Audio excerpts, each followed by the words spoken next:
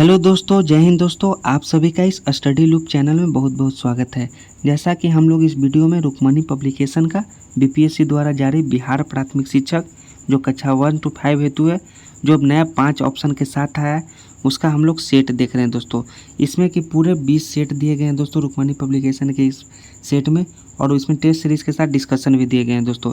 और जो सभी टेस्ट सीरीज़ हैं वो समान अध्ययन से रिलेटेड हैं, जो बिहार विद्यालय के पाठ्य पुस्तक से तैयार हैं, और वो इन टॉपिक से लेकर वो प्रश्न पूछे गए हैं दोस्तों। और इसमें कुल प्रश्नों की संख्या 120 है और कुल अंकों की संख्या 120 है, और परीक्षा की अवधि कितने 2 घंटे है। तो दोस्तों हमारा ये सेट नंबर 1 है दोस्तों, यानी टेस्ट सीरीज नंबर 1 है।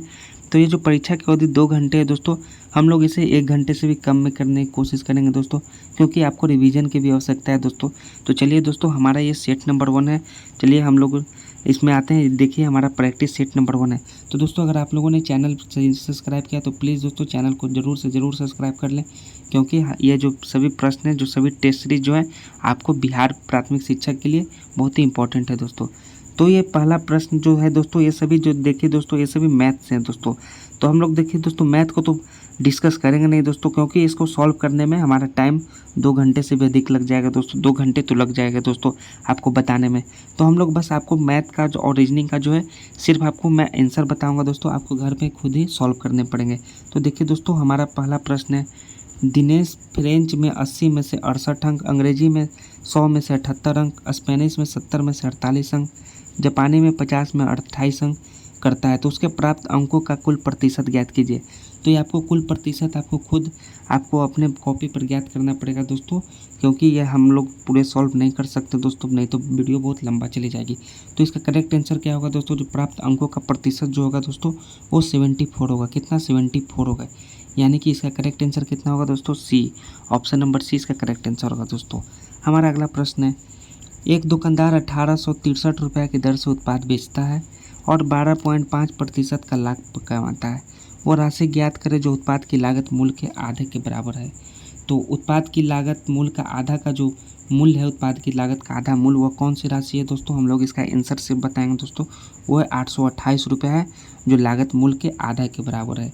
यानी कि उत्पाद की लागत मूल्य के आधा के बराबर, यानी ऑप्शन नंबर सी इसका करेक्ट आंसर होगा दोस्तों, 828 रुपये।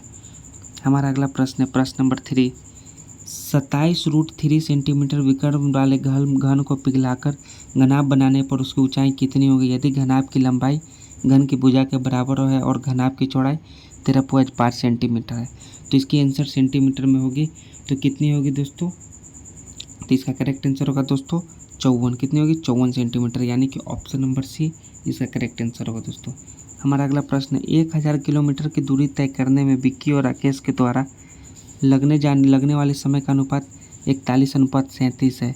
इनकी गतियों का अनुपात ज्ञात कीजिए। तो इनको जो गति का अनुपात होगा दोस्तों, क्या होगा दोस्तों? वो होगा 37:41 होगा। क्या होगा दोस्तों? 37:41 होगा, यानी कि ऑप्शन नंबर सी इसका करेक्ट आंसर होगा दोस्तों। हमारा अगला प्रश्न है, 6200 रुपये 8% वार्षिक साधारण ब्याज, क्या है? 6200 रुपये 8% वार्षिक साधारण ब्याज की दर पर निवेश किए गए। यदि 5 वर्षों बाद वह राशि निकाल ली जाती है और आधी राशि को शेयर बाजार में निवेश कर दिया जाता है, तो शेष बची राशि कितनी होगी? तो जो शेष बची राशि होगी दोस्तों, कितनी होगी दोस्तों?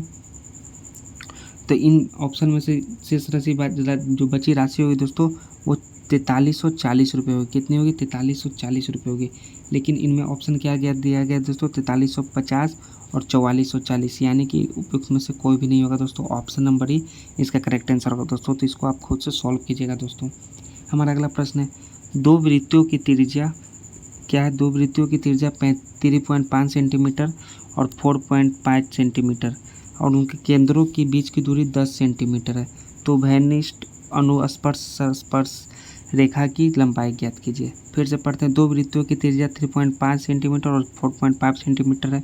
उनके केंद्र के बीच की दूरी 10 सेंटीमीटर है। तो भैनिष्ठ अनुस्पर्श रेखा की लंबाई ज्ञात कीजिए। तो क्या होगा दोस्तों? इसकी लंबाई क्या होगा दोस्तों? इसका करेक्ट आंसर होगा दोस्तों 6 सेंटीमीटर होगा। उभयनिष्ठ अनुस्पर्श रेखा की लंबाई, यानी ऑप्शन नंबर ए इसका करेक्ट आंसर होगा। हमारा अगला प्रश्न है, कविता, रजिता और हरिता की वर्तमान आयु क्रमशः इतना में है। 8 वर्ष पहले उनकी आयु का योग 56 था और उनकी वर्तमान आयु ज्ञात कीजिए। तो उनका वर्तमान आयु क्या होगा दोस्तों? 16, 28 और 36। क्या होगा? 16, 28 और 36। ऑप्शन नंबर इसका करेक्ट आंसर है। हमारा अगला प्रश्न, पानी और शरबत के दो अलग मिश्रण जिनमें पानी और शरबत का अनुपात इतना है और इतना के अनुपात में मिश्रित किया जाता है, तो अंतिम मिश्रण में पानी और शरबत का अनुपात क्या होगा दोस्तों? शरबत का अनुपात क्या होगा दोस्तों? तो पानी और शरबत का अनुपात अंतिम मिश्रण में 27:3 होगा दोस्तों, यानी कि ऑप्शन नंबर बी इसका करेक्ट आंसर होगा। चलिए अब हमारा अगला प्रश्न है प्रश्न नंबर 9। इनमें से किससे पूर्णतः विभाज्य है? तो जो ऑप्शन दिए गए, जो प्रश्न दिए गए, इनमें से किससे पूर्णतः विभाज्य है? तो जो प्रश्न है वो किससे पूर्णतः विभाज्य है? वो 15 से जो सभी हैं पूर्णतः विभाज्य, यानी ऑप्शन नंबर सी इसका करेक्ट आंसर है। हमारा अगला प्रश्न है 2 पूर्णांक 1/5 यानी कि 11/5 को किस संख्या से गुना करने पर गुणनफल के रूप में इतना प्राप्त होगा?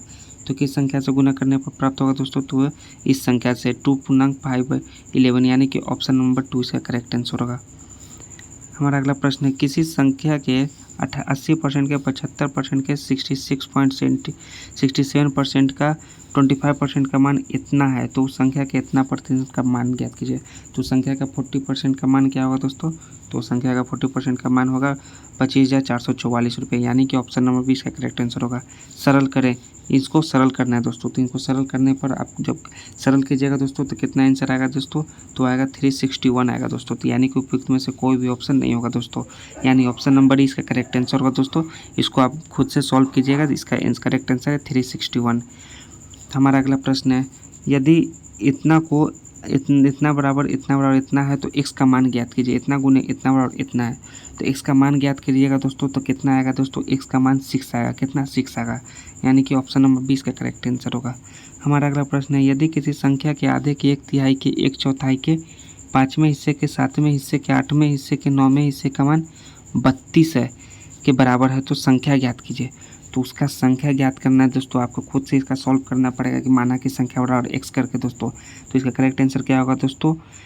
19,35,365, यानी कि ऑप्शन नंबर है इसका करेक्ट आंसर होगा दोस्तों, x बराबर। हमारा अगला प्रश्न है निम्नलिखित का मान ज्ञात कीजिए। इसको सिंप्लीफाई करना है दोस्तों, इसको सिंप्लीफाई करके आपका करेक्ट मान क्या आएगा दोस्तों? 100 आएगा। कितना? 100 आएगा, 100, यानी कि ऑप्शन नंबर सी इसका करेक्ट आंसर होगा दोस्तों। हमारा अगला प्रश्न है जो कि रीजनिंग से, किससे? मानसिक योग्यता से। ये जो कोड दिए गए हैं दोस्तों, इस कोड को इतना के रूप में लिखा जाता है, तो क्वालिटी को कैसे लिखा जाए? क्वांटिटी को इससे लिखा जाता है, तो क्वालिटी को कैसे लिखा जाएगा दोस्तों? तो इसके लिए आपको अल्फ़ाबेट वाले रीजनिंग बनाने पड़ेंगे दोस्तों। तो इसका करेक्ट आंसर क्या होगा दोस्तों? बी। क्या होगा? बी। क्वालिटी को इस प्रकार लिखे जाएंगे, यानी ऑप्शन नंबर बी इसका करेक्ट आंसर होगा दोस्तों। आप लोग इसको खुद से घर पे सॉल्व कीजिएगा दोस्तों, क्योंकि हम लोग सॉल्व नहीं कर सकते। हमारा अगला प्रश्न है रीजनिंग का, साल 2018 का कैलेंडर किस साल के समान होगा? तो साल 2018 का कैलेंडर किस साल के समान होगा दोस्तों? तो समान होगा 2007 के समान। किसके समान? 2007 के समान होगा, यानी कि ऑप्शन नंबर सी इसका करेक्ट आंसर होगा दोस्तों, 2007 के समान। रीजनिंग के अलग अलग वीडियो आते हैं दोस्तों, आप प्लीज़ वीडियो देख लीजिए कैसे होते हैं। 2018 का कैलेंडर का जो साल का समान है 2007 और 2018 कैलेंडर बराबर है। हमारा अगला प्रश्न है विजय अरुणा की बेटी है, अब विजय अरुण की बेटी, विजया अरुण की बेटी है, डेविड राकेश का भाई है और राकेश विजया का बेटा है, तो डेविड का विजया से क्या संबंध है? तो ब्लड एंड रिलेशन वाले प्रश्न है दोस्तों। तो इसका करेक्ट आंसर क्या होगा दोस्तों? डेविड का विजया से क्या संबंध है? वो बेटा है दोस्तों, यानी कि ऑप्शन नंबर है इसका करेक्ट आंसर होगा। हमारा अगला प्रश्न है ये जो रीजनिंग दिए गए हैं इसके उपरोक्त व्यवस्था में से कितने ऐसे प्रतीक हैं जो तुरंत पहले के अक्षर और तुरंत बाद की एक संख्या नहीं है? तो इसका करेक्ट आंसर क्या है दोस्तों? 3। कितने हैं? 3, यानी कि ऑप्शन नंबर बी इसका करेक्ट आंसर है। हमारा अगला प्रश्न है प्रश्न नंबर 20, दी गई श्रृंखला का अगला पद क्या होगा? तो अगला पद क्या होगा? 4u 6v 10w 16x के बाद क्या होगा दोस्तों? इसका अगला पद होगा 24y। क्या होगा? 24y, यानी कि ऑप्शन नंबर सी इसका करेक्ट आंसर होगा दोस्तों। आपको इस बॉक्स में उपरोक्त आकृति की वर्गों की संख्या निकालनी, यानी कि इस जो बॉक्स जो दिए गए हैं, जो पिक्चर दिए गए हैं उसमें वर्गों की संख्या कितनी है दोस्तों? तो इसमें वर्गों की संख्या कितनी है दोस्तों? तो आपको खुद से गिनने पड़ेंगे दोस्तों। इसमें हम बता दे रहे हैं कि करेक्ट आंसर इसका क्या होगा दोस्तों? 30 इसका वर्गों की संख्या दोस्तों। कुल वर्गों की संख्या इसमें 30 है। हमारा अगला प्रश्न है दिए गए प्रश्न में को पढ़ें और निर्णय करें कि कौन सा तर्क प्रबल है, यानी कि असर्शन और रीजन का प्रश्न है कि क्या पेड़ काटने पर पूरी तरह से रोक लगनी चाहिए? एक और अगला है कि तर्क है कि हाँ ग्लोबल वार्मिंग का सामना करना जरूरी जरूरी है, और दूसरा नहीं, पूरी तरह रोक लगाने पर लकड़ी संबंधित उद्योगों पेशावर पर इसका अलग असर होगा। तो इसका कौन सा आंसर होगा दोस्तों तर्क पढ़ने पर? तो इसका या तो तर्क एक या तो तर्क दो प्रबल है, यानी कि कथन के अनुसार ग्लोबल वार्मिंग का सामना करना जरूरी है अगर पूरी तरह से लकड़ी पर रोक लगा दिया जाए तो इसका उद्योग और पेशेवर पर भी असर पड़ेगा, इसलिए या तो तर्क एक या फिर तर्क दो प्रबल होगा, यानी कि ऑप्शन नंबर बी इसका करेक्ट आंसर होगा दोस्तों। हमारा अगला प्रश्न है वन आरेख से। वन आरेख का चयन कीजिए जो 3 वर्गों के बीच संबंध को सर्वोत्तम दर्शाता है। पहला है भारत, विशाखापत्तनम और आंध्र प्रदेश। तो कौन सा दर्शाता है दोस्तों इन जो आरेख दिए गए वेन आरेख में? तो ऑप्शन नंबर बी जो है भारत, विशाखापत्तनम और आंध्र प्रदेश को दर्शाता है, यानी कि ऑप्शन नंबर बी इसका करेक्ट आंसर होगा दोस्तों। हमारा अगला प्रश्न है उस विकल्प का चयन कीजिए जो तीसरी संख्या से उसी तरह से संबंधित है जिस प्रकार दूसरी संख्या पहले संख्या से संबंधित है। तो इन विकल्प में करेक्ट आंसर क्या होगा दोस्तों? जो संबंधित होंगे वो होंगे 361। क्या होंगे? 361, जबकि इसमें ऑप्शन नहीं दिए गए, यानी कि उपयुक्त में से कोई भी नहीं होंगे दोस्तों। ऑप्शन नंबर ई इसका करेक्ट आंसर होगा। हमारा अगला प्रश्न है 7 मित्र, ये जो है यू की पंक्ति में देख रहे हैं और यू अंतिम में नहीं है, ये सभी आपको प्रश्न पढ़े दोस्तों। तो पी के एकदम दाएं कौन बैठा है? क्या है? पी के एकदम दाएं कौन बैठा है? ये आपको दोस्तों आपको खुद से सीटिंग अरेंजमेंट वाले प्रश्न है दोस्तों, रीजनिंग के सीटिंग अरेंजमेंट के। तो पी के दाएं एकदम दाएं कौन बैठा है दोस्तों? आप प्रश्न खुद से देखें और अच्छे से पढ़ें, घर पे बनाएं। तो पी के दाएं कौन बैठा है? ओ बैठा है, यानी ऑप्शन नंबर सी इसका करेक्ट आंसर होगा दोस्तों। ओ बैठा है, क्या होगा? ऑप्शन नंबर सी इसका करेक्ट आंसर होगा ओ।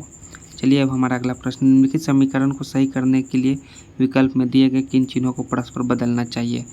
तो कौन से 30 लाने के लिए हमें कौन से चिन्ह को बदलना चाहिए दोस्तों इन 5 विकल्पों में से? तो गुणा और भागा को, किसको? गुणा और भागा को बदलने पर 30 आ जाएगा दोस्तों, यानी कि ऑप्शन नंबर ए इसका करेक्ट आंसर होगा दोस्तों। हमारा अगला प्रश्न है उस विकल्प का चयन कीजिए जो पैटर्न पर प्रश्न चिन्ह के स्थान पर आएगा। जो प्रश्न चिन्ह के स्थान पर कौन सा पैटर्न आएगा दोस्तों चयन करना है दोस्तों। तो इसका करेक्ट आंसर क्या होगा दोस्तों? 64। क्या होगा? 64 इसका करेक्ट आंसर होगा दोस्तों।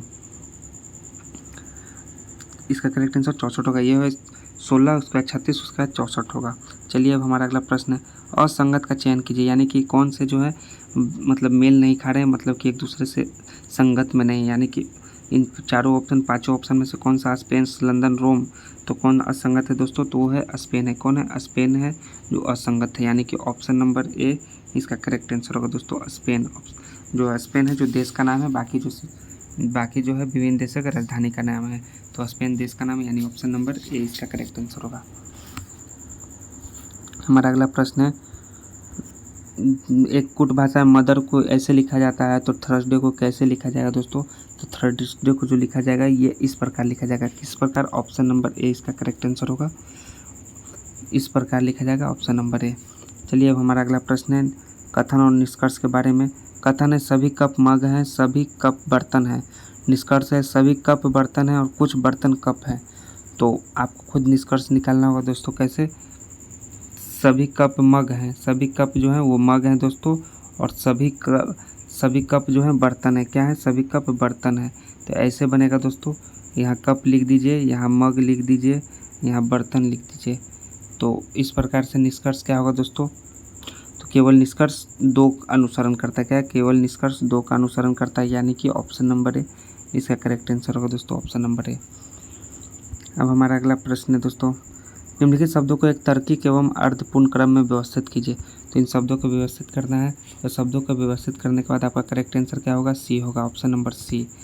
अगला प्रश्न है एक ही पासे को विभिन्न स्थितियों में दर्शाया गया है, तो ऊपरी फलक पर कौन सी संख्या दिखाई देगी? तो ऊपरी फलक पर जो संख्या दिखाई देगी वो 2 दिखाई देगी। इसका करेक्ट आंसर क्या होगा? बी 2। दिए गए आकृति का चयन कीजिए, ये इसके बाद ये, इसके बाद ये, इसके बाद ये, अगले आकृति कौन सा इस पर रिक्त स्थान पर भरेगा दोस्तों? तो ये भराएगा। क्या? ये ऑप्शन नंबर है इसका करेक्ट आंसर होगा दोस्तों। हमारा अगला प्रश्न है जियोलॉजी का संबंध चट्टानों से है, तो उसी प्रकार साइटोलॉजी का संबंध किससे होगा दोस्तों? तो साइटोलॉजी का संबंध कोशिकाएं से होगा। किससे? कोशिकाओं से, यानी कि ऑप्शन नंबर बी इसका करेक्ट आंसर होगा।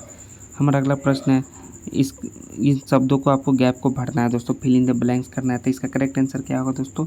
ये होगा। क्या होगा? DCBCB, यानी कि ऑप्शन नंबर ए इसका करेक्ट आंसर होगा दोस्तों, DCBCB। हमारा अगला प्रश्न है प्रश्न नंबर 36 निम्नलिखित श्रीलंका में कौन सी संख्या प्रश्नवाचक चिन्ह को स्थापित करेगी? इसके स्थान पर कौन सा संख्या होगा? तो इसके स्थान पर जो होगा 101 होगा। कौन सा 101 होगा दोस्तों? यानी कि इन ऑप्शन में से 101 जो है नहीं है, यानी कि उपयुक्त में से कोई भी नहीं होगा दोस्तों। ऑप्शन नंबर इसका करेक्ट आंसर होगा। हमारा अगला प्रश्न है, नीचे दिए गए विकल्पों में से लुप्त संख्या का चयन कीजिए। ये जो प्रश्नवाचक संख्या है उसके जगह कौन सी संख्या भराएगा? तो उसके संख्या जो भराएगा दोस्तों वो 21 भराएगा। क्या 21 भराएगा? यानी कि ऑप्शन नंबर ए इसका करेक्ट आंसर होगा। हमारा अगला प्रश्न है, दिए गए अक्षरों में जिस प्रकार दूसरा अक्षर पहला अक्षर से संबंधित है उसी प्रकार तीसरा अक्षर किससे संबंधित है दोस्तों? तो किससे संबंधित होगा इसमें से दोस्तों? तो इसमें से होगा टीवी से। एसी BF से संबंधित है तो जेके टीवी से संबंधित होगा। यानी कि ऑप्शन नंबर सी इसका करेक्ट आंसर होगा। हमारा अगला प्रश्न है, प्रश्न आकृति ये दी गई है तो इसको अगर हम लोग मिरर में देखेंगे तो कैसा इमेज बनेगा? तो मिरर पर देखने पर कैसा इमेज बनेगा? ऐसा इमेज बनेगा दोस्तों। यानी ऑप्शन नंबर 20 का करेक्ट आंसर होगा दोस्तों। हमारा अगला प्रश्न है, YCL के बाद MQJ होगा तो उसके बीच बाद में कौन सा रिक्त स्थान भरे जाएगा दोस्तों? रिक्त स्थान पर कौन सी संख्या भरी जाएगी? वो होगा AEN। क्या होगा? AEN भरी जाएगी। यानी कि ऑप्शन नंबर ए इसका करेक्ट आंसर होगा दोस्तों। अब चलिए दोस्तों, ये हमारा समान अध्ययन का प्रश्न है जो को हम बारी बारी से अच्छे से बारीकी से देखेंगे दोस्तों। तो चलिए हम लोग अगले स्लाइड में देखते हैं क्या है समान अध्ययन का पहला प्रश्न। प्रश्न नंबर 41 से समान अध्ययन का प्रश्न स्टार्ट होते हैं। गांधी जी के गिरफ्तार होने के बाद धरासन साल्ट वर्कर्स पर हमला करने हेतु की गई यात्रा का नेतृत्व किसने किया था? तो गांधी जी गिरफ्तार होने के बाद जो धरासन साल्ट वर्क्स पर हमला करने हेतु की गई यात्रा का नेतृत्व जो किया था वो कौन किया था दोस्तों? वो किए थे अब्बास तैयब जी। कौन किए थे? अब्बास तैयब जी। यानी ऑप्शन नंबर है इसका करेक्ट आंसर होगा। अब्बास तैयब जी ने नेतृत्व किया था। हमारा अगला प्रश्न है, सिपाही विद्रोह के दौरान गवर्नर जनरल कौन था? जो सिपाही म्यूटनी हुए थे 1857 में उसका गवर्नर जनरल कौन था दोस्तों? तो उसका था लॉर्ड कैनिंग। कौन था गवर्नर? लॉर्ड कैनिंग था 1857 में। यानी ऑप्शन नंबर है इसका करेक्ट आंसर होगा। हमारा अगला प्रश्न है, गवर्नर जनरल लॉर्ड डलहौजी ने किस साम्राज्य को चेरी नाम दिया था? कौन से साम्राज्य को लॉर्ड डलहौजी ने चेरी दिया था? तो साम्राज्य का नाम है अवध साम्राज्य। किसका? अवध साम्राज्य का नाम चेरी दिया था। यानी ऑप्शन नंबर है इसका करेक्ट आंसर होगा दोस्तों। हमारा अगला प्रश्न है, निम्नलिखित में से किसने रेड शर्ट्स आंदोलन का आयोजन किया था? रेड शर्ट्स आंदोलन का आयोजन कौन किया था दोस्तों? तो उसका आयोजन किया था खान अब्दुल गफ्फार खां, जिसको हम लोग सीमांत गांधी के नाम से जानते हैं। खान अब्दुल गफ्फार खां। यानी ऑप्शन नंबर 20 का करेक्ट आंसर होगा। हमारा अगला प्रश्न है, किस आंदोलन को भारत का पहला सविनय अवज्ञा आंदोलन कहा जाता है? तो इन पांचों ऑप्शन में किस आंदोलन को कहा जाता है दोस्तों? तो चंपारण आंदोलन को पहला सविनय अवज्ञा आंदोलन कहा जाता है। सविनय अवज्ञा मतलब आज्ञा को न मानना, जो 1917 में हुआ था पहला सत्याग्रह। गांधी जी का पहला भारत का सत्याग्रह था। हमारा अगला प्रश्न है, सुएज नहर नामक कृत्रिम जल मार्ग इनमें से किन सागरों को जोड़ता है? तो जो सुएज नहर है वो जो सुएज नाम की जो कृत्रिम जल मार्ग है किन सागर को जोड़ता है दोस्तों? तो वो दो सागर को जोड़ता है दोस्तों। वो जो भूमध्य सागर और लाल सागर को जोड़ता है। यानी कि इनमें से करेक्ट आंसर ए होगा। भूमध्य सागर और लाल सागर जो सुएज नहर जो जोड़ता है वो दो महासागर को, ये जो कृत्रिम नहर है दोस्तों सुएज नहर। हमारा अगला प्रश्न, हडसन नदी निम्न में से किस शहर से होकर बहती है? क्या बहती है? तो हडसन नदी है वो कहाँ बहती है दोस्तों? तो वो बहती है न्यूयॉर्क में। कहाँ? न्यूयॉर्क शहर में। यानी कि ऑप्शन नंबर बी इसका भी करेक्ट आंसर होगा दोस्तों। अब हमारा अगला प्रश्न है, निम्नलिखित में से कौन सा जल डमरू मध्य आर्कटिक महासागर को प्रशांत महासागर से जोड़ता है? तो कौन सा जल डमरू मध्य है दोस्तों इनमें से? तो इनमें से जो बेरिंग जल मडरू मध्य है ना वो आर्कटिक महासागर को प्रशांत महासागर से जोड़ता है। यानी कि ऑप्शन नंबर है इसका करेक्ट आंसर होगा। हमारा अगला प्रश्न है, इडुक्की जल विद्युत परियोजना इनमें से किस नदी पर बनाई गई है? तो इडुक्की जो जल परियोजना है इन पांचों ऑप्शन में से किससे बनाई गई है? पेरियार नदी पर। किस पर? पेरियार नदी पर। यानी कि option number C correct answer होगा। पेरियार नदी कहाँ है? केरल में। हमारा अगला प्रश्न है, हरिकुंड बांध किस नदी पर बना है? तो हरिकुंड बांध जो किस नदी पर बना है दोस्तों? तो वो महानदी पर। यानी कि ऑप्शन नंबर बी महानदी होगा। महानदी पर बना है। ऑप्शन नंबर 20 का करेक्ट आंसर होगा दोस्तों। हरिकुंड बांध की लंबाई जो है विश्व का सबसे लंबा बांध है, वो 4800 मीटर है। हमारा अगला प्रश्न है, सैफ चैंपियनशिप 2023 का खिताब कुवैत को हराकर किस देश ने जीता? यह करंट अफेयर्स का प्रश्न है दोस्तों। 2023 का खिताब कुवैत को हराकर किस देश ने जीता है सैफ चैंपियनशिप दोस्तों? तो जीता है भारत देश ने, अपना भारत देश ने जीता। यानी कि ऑप्शन नंबर सी इसका करेक्ट आंसर होगा दोस्तों।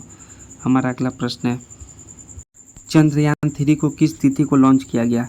चंद्रयान जो 3 है दोस्तों किस तिथि को लॉन्च किया गया दोस्तों, ये बहुत ही हाल ही का करंट अफेयर्स दोस्तों। किस तिथि को लॉन्च किया गया था चंद्रयान 3, तो लॉन्च किया गया था दोस्तों 14 जुलाई 2023 को। कब? 14 जुलाई 2023 को लॉन्च किया गया था चंद्रयान 3।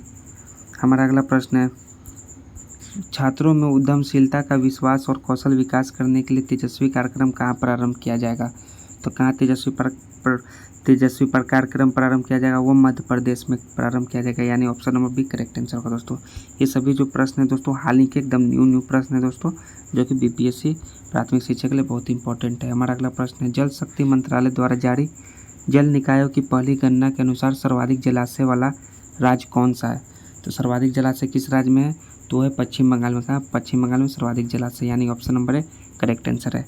हमारा अगला प्रश्न है, हाल ही में अजरबैजान के बाकू में आयोजित ISSF विश्व कप 2023 में भारत पदक तालिका में कौन से स्थान पर रहा है?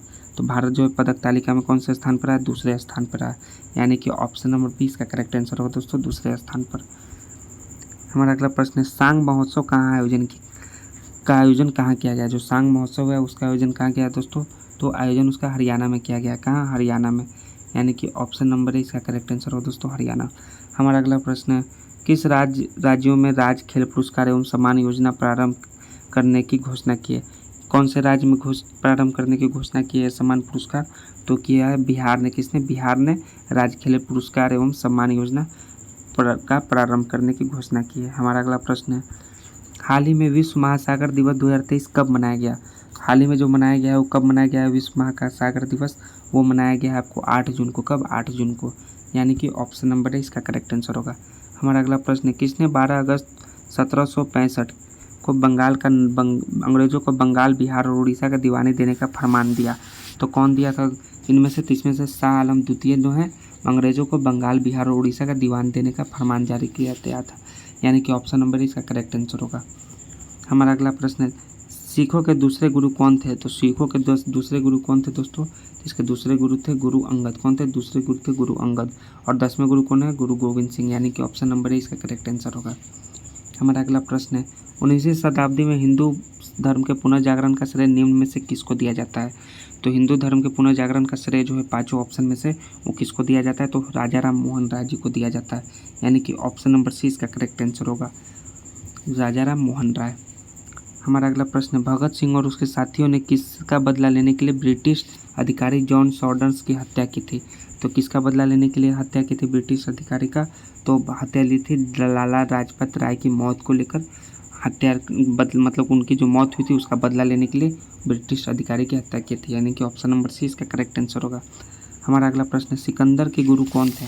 तो सिकंदर जो थे जो सिकंदर महान था, विश्व विजेता था, उसके गुरु कौन थे दोस्तों? तो उसके गुरु थे अरस्तु। कौन? अरस्तु, यानी कि ऑप्शन नंबर 20 का करेक्ट आंसर होगा अरस्तु। हमारा अगला प्रश्न है, झेलम का युद्ध किसने जीता?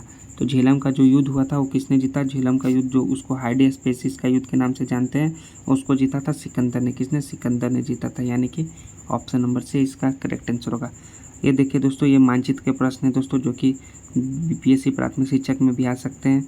बिहार के मानचित्र में स्थान 1 में कौन सा मृदा पाए जाएंगे? तो ये जो स्थान 1 है वहाँ कौन से मृदा पाए जाएंगे दोस्तों इन मानचित्र में? तो इस मानचित्र में टाल मृदा। कौन से? टाल मृदा पाए जाएंगे, यानी कि आपको जो मानचित्र मैप भी आपको देखना जरूरी है दोस्तों, मैप से भी प्रश्न आ सकते हैं। ऑप्शन नंबर सी इसका करेक्ट आंसर होगा दोस्तों, टाल मृदा जो यहाँ है वो टाल मृदा पाई जाएगी। हमारा अगला प्रश्न नंबर 66, विश्व व्यापार संगठन की स्थापना हुई थी?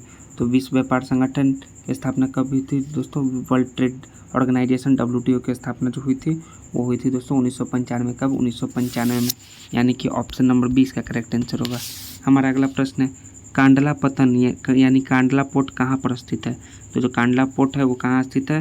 वो पोर्ट स्थित है आपको सकड़ी खाड़ी, यानी कि कोड़ी क्रीक में। कहाँ? कोड़ी क्रीक में सकड़ी खाड़ी जो है कोड़ी क्रीक में स्थित है कांडला पतन, यानी कांडला पोर्ट। हमारा अगला प्रश्न है, गंगा ब्रह्मपुत्र डेल्टा क्षेत्र का वन निम्नलिखित में से किस नाम से जाना जाता है? तो गंगा ब्रह्मपुत्र डेल्टा क्षेत्र जो है वो किस नाम से जाने जाते हैं? सॉरी दोस्तों, ये जो हमारा इसके पहले वाले प्रश्न है, कांडला पतन पोर्ट जो कहाँ पे स्थित है? कोकड़ी में नहीं स्थित है दोस्तों, ये कच्छ की खाड़ी में स्थित है। कहाँ? कच्छ की खाड़ी में, यानी कि ऑप्शन नंबर इसका करेक्ट आंसर होगा दोस्तों, मिस्टेक हो गई थी, कोई बात नहीं। कांडला पतन जो है, कांडला पोर्ट है वो कच्छ की खाड़ी में कच्छ की खाड़ी पर स्थित है। हमें लगा कि हम शायद गलती बता रहा हूँ, मैं ये पढ़ा हूँ कच्छ की खाड़ी। अगला प्रश्न है, गंगा ब्रह्मपुत्र डेल्टा क्षेत्र का वन निम्नलिखित में से किस नाम से जाना जाता है? तो हम लोग सभी जानते हैं दोस्तों किस नाम से जाना जाता है, वो सुंदरवन के नाम से। किसके? सुंदरवन के नाम से जाना जाता है, यानी कि ऑप्शन नंबर 20 का करेक्ट आंसर है। हमारा अगला प्रश्न है, निम्नलिखित में कौन बायोस्फीयर रिजर्व या सुरक्षित जीवमंडल नहीं है? तो कौन जीवमंडल नहीं है सुरक्षित? वो काजीरंगा। कौन? काजीरंगा नेशनल पार्क है जो सुरक्षित जीवमंडल नहीं है, यानी कि ऑप्शन नंबर सी इसका करेक्ट आंसर होगा, काजीरंगा नेशनल पार्क। हमारा अगला प्रश्न है, लूनी किसकी सहायक नदी है? क्या है लूनी? लूनी जो है किसकी सहायक नदी है? न गंगा की है, न चंबल की है, न यमुना की है, न सिंधु की है, यानी कि उपयुक्त में से किसी की भी नहीं है, यानी ऑप्शन नंबर डी इसका करेक्ट आंसर होगा दोस्तों। लूनी किसी की भी सहायक नदी नहीं है। हमारा अगला प्रश्न है, प्रश्न नंबर 71, इनमें से सबसे अधिक वर्षा कहाँ होते हैं? इन पांचों ऑप्शन में सबसे अधिक वर्षा कहाँ होते हैं? तो सबसे अधिक वर्षा मानसीराम में। कहाँ? मानसीराम में होते हैं, यानी कि option number C correct answer होगा। मानसीराम जो मेघालय में है। हमारा अगला प्रश्न है, विश्व का सर्वोच्च शिखर एवरेस्ट नेपाल में किस नाम से प्रसिद्ध है? जो नेपाल में जो एवरेस्ट है वो किस नाम से प्रसिद्ध है? उसे सागर माथा के नाम से लोग नेपाल में जानते हैं, यानी कि ऑप्शन नंबर सी भी इसका करेक्ट आंसर हो दोस्तों, सागर माथा। हमारा अगला प्रश्न है, भारतीय संविधान की सबसे बड़ी विशेषता है? तो भारतीय संविधान की जो सबसे बड़ी विशेषता है वो क्या है? ये सबसे बड़ी संविधान है, यह सबसे बड़ी संविधान, दुनिया की सबसे बड़ी संविधान है भारतीय संविधान, यानी कि ऑप्शन नंबर बी इसका करेक्ट आंसर है। हमारा अगला प्रश्न है, संविधान के किस अनुच्छेद में यह वर्णित है कि प्रत्येक व्यक्ति धार्मिक विश्वास और उसके अनुरूप आचरण करने के लिए तथा अपने विचारों को दूसरे के समक्ष रखने में स्वतंत्र है? तो किस अनुच्छेद में ऐसा दिया गया है दोस्तों? तो ये अनुच्छेद 25 में दिया गया है। अनुच्छेद 25 में ऐसा मतलब कि जो दिया गया है अनुच्छेद में वर्णित है कि प्रत्येक व्यक्ति धार्मिक विश्वास और उसके अनुरूप आचरण रखने के लिए अपने विचारों को दूसरे के समक्ष रखने के लिए स्वतंत्र है, यानी ऑप्शन नंबर ए इसका करेक्ट आंसर है। हमारा अगला प्रश्न है, भारतीय संविधान के किस अनुच्छेद में गो हत्या पर प्रतिबंध लगाया गया है? तो किस अनुच्छेद में गो हत्या पर प्रतिबंध लगाया गया है? वो अनुच्छेद 48 पर गो हत्या पर प्रतिबंध लगाया गया है, यानी ऑप्शन नंबर सी इसका करेक्ट आंसर है। हमारा अगला प्रश्न है, किसको कायम करके शांति को सर्वोत्तम रूप में पाया जा सकता है? किसको कायम करके? तो समान न्याय को तो पहले कायम कर देंगे, उसके बाद समानता को कायम कर देंगे, यानी कि उपयुक्त में से एक से अधिक ऑप्शन होगा दोस्तों, ऑप्शन नंबर डी इसका करेक्ट आंसर होगा दोस्तों, जिसको कायम करके शांति को सर्वोत्तम रूप पाया जा सकता। अगला प्रश्न है, 1943 में भारत के किस राज्य में भयानक अकाल क्या? 1943 में कौन से राज्य में भयानक अकाल पड़ा था? तो पड़ा था बंगाल में। कब? 1943 में, यानी ऑप्शन नंबर सी इसका करेक्ट आंसर होगा, बंगाल। हमारा अगला प्रश्न, यदि धन या मुद्रा बहुत अधिक हो और माल बहुत कम हो तो वह स्थिति होती है। वो कौन सी स्थिति होती है? तो वो मुद्रास्फीति होती है, यानी option number B correct answer है। मुद्रास्फीति का क्या तात्पर्य है? तो मुद्रास्फीति का क्या तात्पर्य है? मुद्रापूर्ति में वृद्धि। क्या? मुद्रास्फीति का तात्पर्य है मुद्रास्फीति में वृद्धि, यानी कि ऑप्शन नंबर 20 का करेक्ट आंसर होगा। हमारा अगला प्रश्न है, केंद्र और राज्य के बीच कुछ कर संसाधनों के वित्तीय वितरण का निपटारा निम्नलिखित में से किसके द्वारा किया जाता है? तो किसके द्वारा किया जाता है? इसका निपटारा किया जाता है वित्त आयोग के द्वारा, फाइनेंस मिनिस्ट्री के द्वारा, यानी ऑप्शन नंबर सी इसका करेक्ट आंसर होगा, वित्त आयोग। हमारा अगला प्रश्न है, राष्ट्रीय कृषि और ग्रामीण विकास बैंक क्या नाबार्ड की स्थापना किस पंचवर्षीय योजना की अवधि में की गई थी? तो नाबार्ड की स्थापना न दूसरी, न चौथी, न पाँचवीं, न पहली, उपयुक्त में से कोई भी नहीं में की गई थी। इसकी स्थापना ये छठी में की गई थी। किसमें? छठी में, यानी ऑप्शन नंबर इसका करेक्ट आंसर होगा दोस्तों, छठी में नाबार्ड की स्थापना की गई थी। हमारा अगला प्रश्न है, गोपाल गैस त्रासदी किस वर्ष हुई थी? तो गोपाल गैस त्रासदी जो कब हुई थी? 1984 में हुई थी। हमारा ऑप्शन नंबर इसका करेक्ट आंसर होगा। हमारा अगला प्रश्न, गांधी जी ने लॉर्ड इरविन को लिखे अपने पत्र में कितनी मांगे की थी, जिनमें से कुछ को गांधी इरविन समझौता के रूप में स्वीकार किया है? गांधी इरविन पैक्ट हम लोग इसको कहते हैं इंग्लिश में। तो कितनी मांग की थी दोस्तों अपने पत्र में? तो पत्र में मांग की थी न 10 की थी, न 12 की थी, न 13 की थी। गांधी जी ने 11 मांगी की थी। कितनी मांग की थी? 11, यानी कि उपयुक्त में से कोई भी नहीं होगा दोस्तों, ऑप्शन नंबर इसका करेक्ट आंसर होगा दोस्तों, गांधी जी ने 11 मांगे गांधी इरविन पैक्ट में की थी। हमारा अगला प्रश्न है, भारत ने अपने पहले परमाणु का बम का परीक्षण कब किया?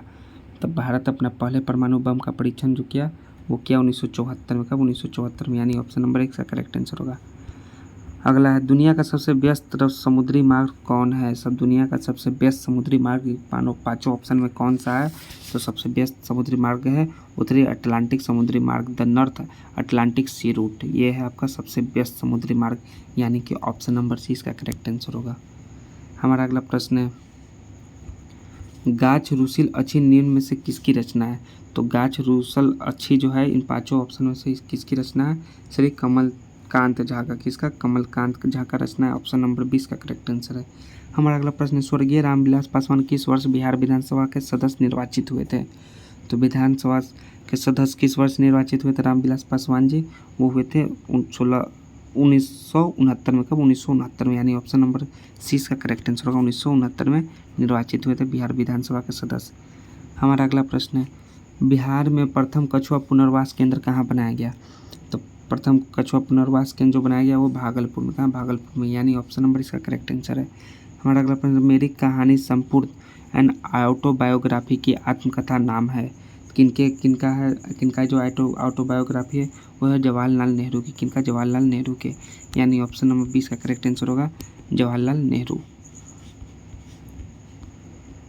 हमारा अगला प्रश्न है भारत के एक प्रसिद्ध संगीतकार एस बालचंद्र को निम्नलिखित में से कौन सा वाद्य यंत्र बजाने के लिए जाना जाता है।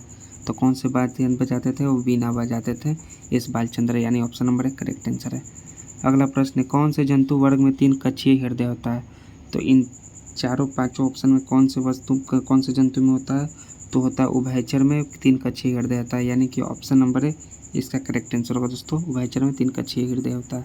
हमारा अगला प्रश्न है एल्काइंस असंतृप्त हाइड्रोकार्बन जिसमें 2 कार्बन परमाणुओं के बीच एक तीसरा आबंध होता है का एक समान सूत्र क्या होता है। ये दोस्तों ये सभी आपका समान विज्ञान के प्रश्न है दोस्तों, जो कि आपको केमिस्ट्री के प्रश्न दोस्तों। तब मैं आपको सिर्फ आंसर बताऊंगा दोस्तों, इसका क्या आंसर होगा दोस्तों। ना कि ये CnH2n+2 है, ना ये होगा ना ये होगा, इसका उपयुक्त में से कोई भी नहीं होगा दोस्तों। इसका करेक्ट आंसर होगा CnH2n-2 होगा, यानी कि ऑप्शन नंबर इसका करेक्ट आंसर होगा दोस्तों। हमारा अगला प्रश्न है CO2 को शुष्क बर्फ क्यों कहा जाता है। तो शुष्क बर्फ CO2 को कहने का क्या कारण दोस्तों। तो जब दाब को 1 एटमॉस्फेयर कम किया जाता है तो यह सीधे गैसीय अवस्था से ठोस अवस्था में परिवर्तित हो जाता है। इस कारण से इसको शुष्क बर्फ कहा जाता है। CO2 को CO2 को शुष्क बर्फ। हमारा अगला प्रश्न है निम्न में से किस सिद्धांत के अनुसार कोई रॉकेट अंतरिक्ष में कार्य करता है। तो किस सिद्धांत पर कार्य करता है। तो वो करता है संवेग संरक्षण का सिद्धांत। किस सिद्धांत पर, संवेग संरक्षण का सिद्धांत पर कोई अंतरिक्ष रॉकेट में कार्य करता है। अगला है पारिस्थितिक संक्रमण अवधारणा का सर्वप्रथम प्रयोग किसने किया। तो इन पांचों ऑप्शन में से किसने प्रयोग किया, बेनेट ने किया। किसने, बेनेट ने किया पारिस्थितिक संक्रमण अवधारणा का सर्वप्रथम प्रयोग, यानी ऑप्शन नंबर भी करेक्ट आंसर है। हमारा अगला प्रश्न है निम्न में से कौन सा संवहनीय संयोजी उत्तक है। तो निम्नलिखित में से कौन सा संवहनीय संयोजी उत्तक है। तो इसका करेक्ट आंसर क्या होगा दोस्तों, उपयुक्त में से एक से अधिक होगा। जो संवहनीय संयोजी उत्तक है रुधिर, प्लाज्मा, लाल रुधिर सभी जो है संवहनीय संयोजी उत्तक, यानी ऑप्शन नंबर डी इसका करेक्ट आंसर है। हमारा अगला प्रश्न है क्षार के संबंध में निम्न से कौन सा सही नहीं है। तो क्षार के संबंध में निम्न में से कौन सा सही नहीं है। तो वो नीले लिस्मट पथ को लाल कर देता है, यह जो सही नहीं है, यानी कि option number C correct answer है। हमारा अगला प्रश्न है लाल ग्रंथि में से कौन एंजाइम स्रावित होता है। तो लाल ग्रंथि से कौन सा एंजाइम स्रावित होता है दोस्तों। तो न पेप्सिन होता है, न इंसुलिन, न ट्रिप्सिलिन। तो इसमें से कोई से भी नहीं एंजाइम स्रावित होता है, यानी कि ऑप्शन नंबर इसका करेक्ट आंसर हो दोस्तों एमालाइजेल स्रावित होता है। क्या होता है लाल ग्रंथि से, नाम लिख देता हूँ एमालाइजेल।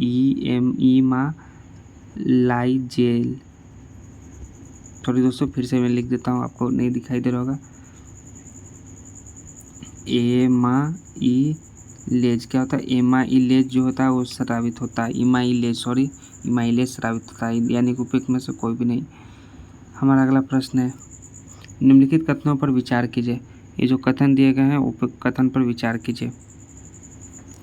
तो प्रकाश पौधों और जीवों दोनों की जनन प्रक्रिया को प्रभावित करते हैं जी। जलीय तंत्र में प्रकाश की उपस्थिति से उत्पादक और उपभोक्ता की उपस्थिति निर्धारित होती है जी, यानी कि उपयुक्त में से एक से अधिक ऑप्शन होगा। ऑप्शन नंबर डी इसका करेक्ट आंसर होगा दोस्तों। हमारा इसका वीडियो का 100वां प्रश्न है निम्न में से कौन सा रासायनिक परिवर्तन का उदाहरण नहीं है। तो इन पांचों ऑप्शन में से कौन रासायनिक परिवर्तन का उदाहरण नहीं है दोस्तों। तो जल का जलवाष्प में परिवर्तन होना वो रासायनिक परिवर्तन का उदाहरण नहीं है, यानी ऑप्शन नंबर सी इसका करेक्ट आंसर है। हमारा अगला प्रश्न है शक्ति का अंतर्राष्ट्रीय एसआई इकाई क्या है? तो क्या है दोस्तों शक्ति का अंतर्राष्ट्रीय एसआई इकाई? तो वो है आपका वाट। क्या है? वाट, यानी ऑप्शन नंबर है इसका करेक्ट आंसर है वाट। हमारा अगला प्रश्न है वायुमंडलीय दाब की इकाई क्या है? वायुमंडलीय दाब की इकाई क्या है? उपयुक्त में से एक से अधिक है दोस्तों, पास्कल भी है और न्यूटन मीटर स्क्वायर भी है, यानी कि उपयुक्त में से एक से अधिक होगा दोस्तों, ऑप्शन नंबर डी इसका करेक्ट आंसर होगा। हमारा अगला प्रश्न है जब प्रकाश एक सघन माध्यम से विरल माध्यम में प्रवेश करता है तो इसकी गति पर क्या प्रभाव पड़ता है? सघन माध्यम से विरल माध्यम में प्रवेश करने पर गति पर क्या प्रभाव पड़ता है? तो यानी कि उपयुक्त में से कोई भी नहीं, मतलब जो ऑप्शन दिया गया कोई नहीं होता है, कोई भी सही नहीं है दोस्तों। इसकी गति बढ़ती है दोस्तों, कहते हैं गति दोगुनी न कम हो जाती है, न पचगुनी घटती है, न कोई परिवर्तन होता है, कहते हैं इसकी गति बढ़ती है, यानी उपयुक्त में से कोई भी नहीं होगा दोस्तों। हमारा अगला प्रश्न है प्रश्न नंबर 104। निम्नलिखित में से कौन यह बताता है कि तत्वों के गुण उनके परमाणु संख्या का आवधिक कार्य है? तो कौन सा बताता है दोस्तों? तो आवधिक नियम। कौन है? आधुनिक आवधिक नियम जो है बताता है तत्वों के गुण उनके परमाणु संख्या का आवधिक कार्य है, यानी ऑप्शन नंबर बी इसका करेक्ट आंसर होगा। हमारा अगला प्रश्न है जो सभी साइंस है दोस्तों, हम लोग बस इसका प्रश्न का आंसर देखते जाएंगे, आपको खुद से साइंस का बुक पढ़ना पड़ेगा। हमारा अगला प्रश्न है गति करते हुए एक कार विपरीत दिशा से आती हवा का सामना करती है, कार पर हवा द्वारा किया गया कार्य क्या होता है? तो कौन सा कार्य होता है दोस्तों? वो ऋणात्मक कार्य होता है, यानी कि ऑप्शन नंबर सी इसका करेक्ट आंसर होगा। हमारा अगला प्रश्न है नॉस्टॉक किसका एक प्रकार है? क्या है? नॉस्टॉक किसका एक प्रकार है? नॉस्टॉक, तो नॉस्टॉक जो है प्रकार है एक नील हरित शैवाल का। किसका? नील हरित शैवाल का एक प्रकार है नॉस्टॉक, यानी कि ऑप्शन नंबर है इसका करेक्ट आंसर होगा। हमारा अगला प्रश्न है निम्न में से किसका सही सुमेल नहीं है? तो इन पांचों ऑप्शन में से कौन सा सही सुमेल नहीं है? तो है तृणभक्षी गौण उपभोक्ता, जो है तृणभक्षी गौण उपभोक्ता जो है वो सही सुमेल नहीं है दोस्तों। हमारा अगला प्रश्न है सिग्मोइड कॉलिन किसका भाग है? तो सिग्मोइड कॉलिन जो है किसका भाग है दोस्तों? इन पांचों ऑप्शन में से बड़ी आंत का। किसका? बड़ी आंत का, यानी option number B correct answer होगा दोस्तों। ये बायोलॉजी का क्वेश्चन है, साइंस का। हमारा अगला प्रश्न है तरल पदार्थ के क्वथनांक पर क्या होते हैं? तो तरल पदार्थ के क्वथनांक पर क्या होते हैं? न तापमान बढ़ता है, न वायुमंडलीय दाब बढ़ता है, तापमान नियत रहता है। क्या होता है? तापमान नियत रहता है, यानी ऑप्शन नंबर सी इसका करेक्ट आंसर होगा। हमारा अगला प्रश्न है यूस्टोकी नालिका मानव शरीर के किस भाग में स्थित होती है? तो ये भी बायोलॉजी क्वेश्चन है दोस्तों। किस भाग में स्थित होती है दोस्तों? न पैर में, न आँख में, न मुंह में, यानी कि ऑप्शन नंबर ई इसका करेक्ट आंसर होगा दोस्तों, ऑप्शन नंबर ई। यह जो है मध्य कान को नाक के ऊपर गले के पीछे से जोड़ता है, यह गला कान एवं गला में स्थित होता है। कहाँ होता है? कान एवं गला में। तो इसमें ऑप्शन नहीं दिया गया, यानी ऑप्शन नंबर इसका करेक्ट आंसर। हमारा अगला प्रश्न है सूर्यास्त के बाद भी पृथ्वी की सतह के निकट वायु किस कारण ऊष्मा प्राप्त करती है? तो किस कारण ऊष्मा प्राप्त करती है दोस्तों वायु? तो इसका करेक्ट आंसर होगा दोस्तों स्थलीय विकिरण के द्वारा। किसके कारण? स्थलीय विकिरण के द्वारा, यानी ऑप्शन नंबर बी इसका करेक्ट आंसर होगा। हमारा अगला प्रश्न है पैंक्रियाज की कोशिकाएं हैं जो इंसुलिन उत्पन्न करती है क्या कहलाती है? तो ये क्या कहलाती है दोस्तों? इनमें से आइलेट ऑफ लैंगरहैंस। क्या कहलाती है? आइलेट ऑफ लैंगरहैंस, यानी ऑप्शन नंबर बी इसका करेक्ट आंसर होगा। हमारा अगला प्रश्न एविज गर्म रक्त वाले जीव होते हैं और उनका दिल कितनी कक्षाओं वाला होता है? तो एविज का दिल कितनी कक्षाओं वाला होता है? तो वो 4 कक्षाओं वाला। कितनी कक्षाओं वाला? 4, यानी ऑप्शन नंबर सी इसका करेक्ट आंसर होगा। हमारा अगला प्रश्न नीचे दिए कथनों में से कौन सा कथन सही है? तो ये जो आपको कथन दिए गए 1 2 3 जो कथन है option A B C D E, कौन सा कथन सही है दोस्तों इनमें से? तो वनों की कटाई से CO2 की मात्रा में वृद्धि होती है दोस्तों। उष्मा CO2 उष्मा को बांध लेता है, इसे वायु में नहीं निकलने देता। ये गलत है दोस्तों। CO2 की वायुमंडल में 0.3% मात्रा, ये भी सही है दोस्तों, यानी कि उपयुक्त में से एक से अधिक ऑप्शन होगा दोस्तों, ऑप्शन नंबर डी इसका करेक्ट आंसर होगा दोस्तों। हमारा अगला प्रश्न है आलू में स्टार्च किसके साथ अभिक्रिया करने के बाद नीले रंग में परिवर्तित हो जाता है? किसके साथ अभिक्रिया करता है? आयोडीन में, जिससे नीले रंग में परिवर्तित होता है, option number D correct answer है। पृथ्वी का केंद्र भाग या कोर मुख्य रूप से किससे निर्मित है? तो किससे निर्मित है कोर मुख्य रूप से? तो वो निर्मित है निकेल और लोहा से। किससे? निकेल और लोहा से, यानी ऑप्शन नंबर 20 का करेक्ट आंसर है। नेक्स्ट, एक पारदर्शी सामग्री का अपवर्तनांक क्या होता है? एक पारदर्शी सामग्री का अपवर्तनांक क्या होता है? तो क्या होता है दोस्तों? बी और सी दोनों कथन सही होगा दोस्तों। बैगनी रंग के लिए अधिकतम होता है, लाल रंग के लिए न्यूनतम होता है दोस्तों, यानी कि ऑप्शन नंबर डी इसका करेक्ट आंसर होगा दोस्तों। निम्नलिखित में से कौन सा प्राकृतिक गैस का एक प्राथमिक घटक है? तो कौन सा एक प्राथमिक घटक है इनमें से जो आपको जो है मीथेन जो है प्राथमिक घटक है, यानी ऑप्शन नंबर सी इसका करेक्ट आंसर है। प्राकृतिक गैस का एक प्राथमिक घटक है मीथेन। हमारा इस वीडियो का सेकंड लास्ट क्वेश्चन, आवासीय क्षेत्रों के लिए केंद्रीय प्रदूषण नियंत्रण बोर्ड द्वारा प्रस्तावित मानक शोर स्तर क्या है? तो क्या है प्रस्तावित मानक शोर स्तर दोस्तों? तो है 45 डेसिबल। कितना? 45 डेसिबल, यानी ऑप्शन नंबर 20 का करेक्ट आंसर है दोस्तों। हमारा अगला प्रश्न है, BCG निम्न में के लिए वैक्सीन है। BCG जो है इन पांचों ऑप्शन में से किसके लिए वैक्सीन है? तो किसके लिए वैक्सीन है दोस्तों? तो वो ट्यूबरक्लोसिस के लिए वैक्सीन है दोस्तों, यक्ष्मा के लिए भी वैक्सीन है दोस्तों, यानी कि उपयुक्त में से एक से अधिक के लिए वैक्सीन है दोस्तों, यानी कि ऑप्शन नंबर डी इसका करेक्ट आंसर होगा। हमारा दोस्तों हम लोगों ने पूरे 120 प्रश्न देखा दोस्तों, जो कि बिहार विद्यालय परीक्षा समिति के जो हमारे टीचर हैं 1 to 5 वाले टीचर हैं, BPSC जो ले रही है उनके प्रश्न हम लोगों ने देखे हैं। तो जय हिंद दोस्तों, थैंक्स दोस्तों। हम लोग फिर अगले नेक्स्ट सीरीज में मिलते हैं, जो BPSC बिहार प्राथमिक शिक्षक के लिए बहुत ही इंपॉर्टेंट प्रश्न होंगे दोस्तों। Thanks you.